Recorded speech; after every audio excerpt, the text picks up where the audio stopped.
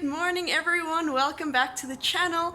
So today's video is going to be, this is Carla says good morning. So today's video is going to be all about Steri Day.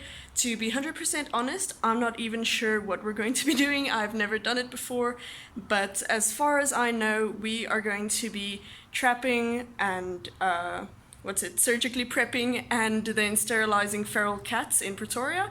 So they have been trapping cats all night from all different areas, and then today we are going to surgically prep them, have them sterilized, and then send them back to where they came from. So yeah, I'm gonna try and get as much footage as I can, but I'm guessing that it'll be pretty busy, so we'll see how it goes. I'm also really excited for this one because I'm very pro sterilization. I feel like there are way too many animals out there, way too many for us to care for, so I feel like it's So I feel like it's part of our job as vets to try and help prevent the overpopulation of animals.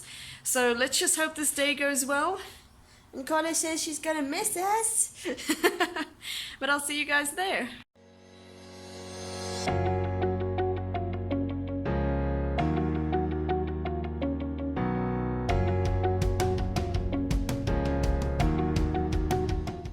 So all the cats were trapped the night before, and this was just the first batch to arrive that morning.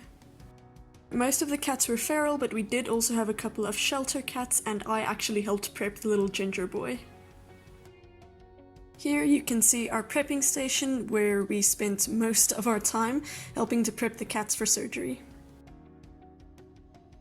The first step is to get the cats sedated, as they are all pretty much completely feral. You really can't handle them at all. You can't even stick your fingers through the cage or you will be scratched. So we had to use that fork that you can see in the cage to help trap them in the one corner to be able to get that intramuscular injection in. And then we also kept the cages covered for pretty much all the time to help minimize stress.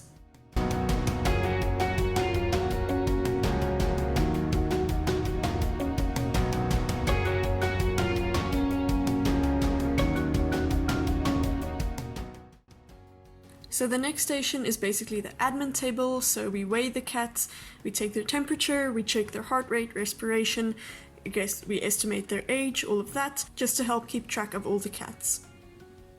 Next we are at the prepping station. So cats keep their eyes open when they are sedated for some weird reason. So we have to add eye drops to keep their eyes from drying out. Then we also check to make sure that they are definitely sedated.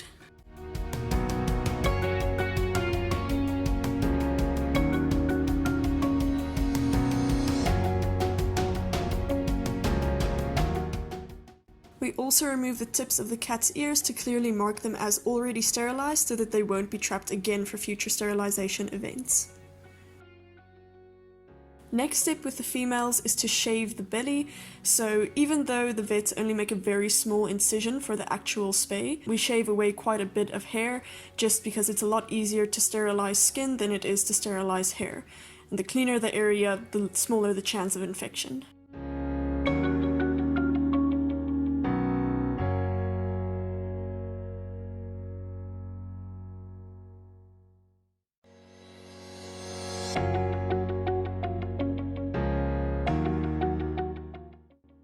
For the females, we also had to express the bladders before the operation, and I honestly struggled so much with this, but luckily I did manage it on one cat before the end of the day. Then the last step for us is to simply sterilize the area around where the incision would be.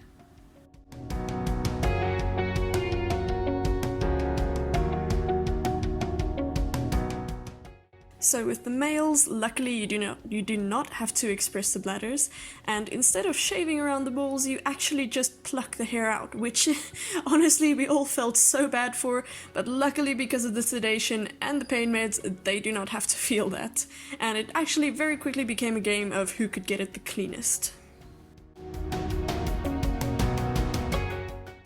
So the next part is the surgery itself, and unfortunately I'm not allowed to show any of the bloody gory details, but I'm sure you guys get the idea.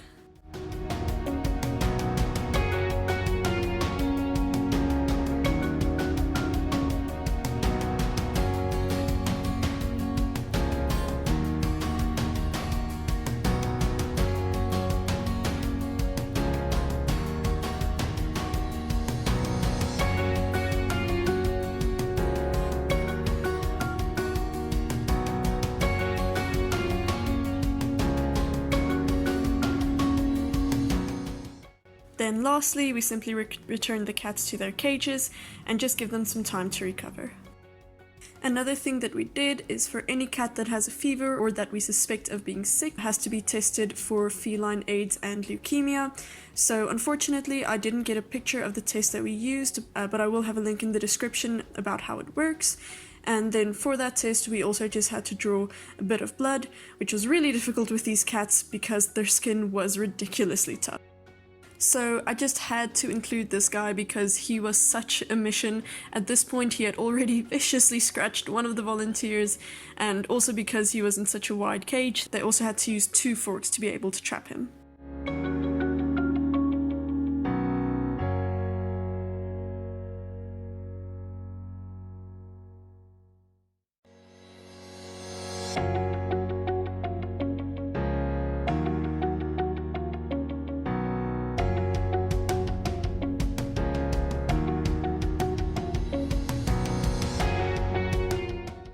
But even trapped, he still managed to wiggle around and get his butt away from the injection, so they had to make the space even smaller to try and trap him a bit more just to be able to get the sedation in.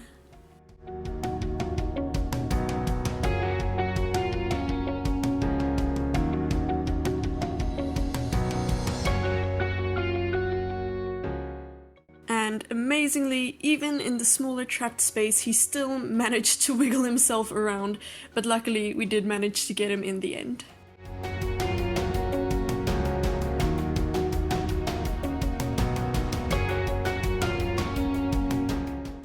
Here we just have a few of our later arrivals, and I believe these were also from a shelter.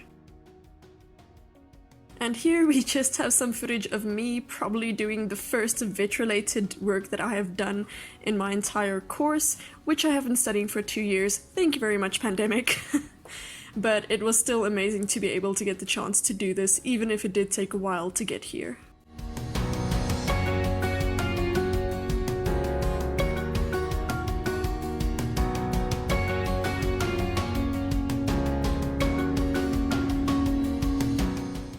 So this was actually the first male that I had to do, and I struggled so much because I was not yet used to how to do it, and he was still quite a young boy, so I had to search very hard to be able to find his little balls, but luckily we did manage to get it quite clean in the end.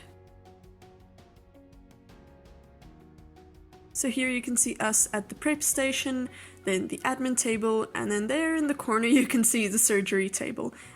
And here you can see the little ginger boy that I was actually busy with in the previous clip while he's recovering. Thank you so much for watching, guys. Please remember to be responsible and sterilize your pets. I hope you guys enjoyed this video, and I'll see you guys in the next one. Bye!